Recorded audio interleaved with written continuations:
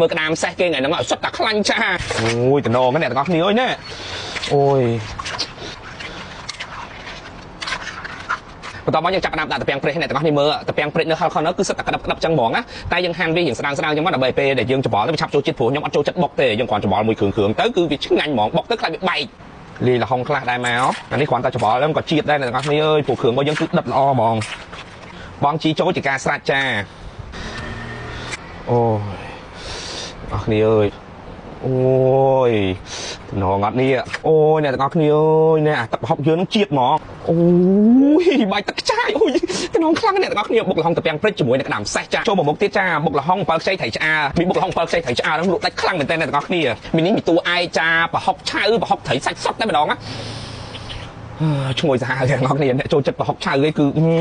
ត្រូវចិត្តហ្មងមនុស្សនេះបើអ្នកអត់សូវចិត្តប្រហុកទេមិនបាច់ order ទេចាបើដាក់ប្រហុកស្ទើក៏អត់ឆ្ងាញ់ដែរនិយាយត្រង់អុយណែអ្នកទាំងអស់គ្នាណែ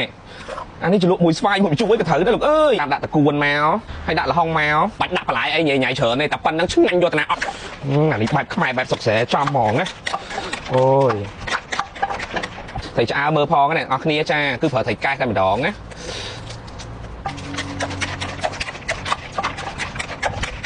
បងជីចូលមកហើយតែមិននិយាយលេងសើចទេអូយ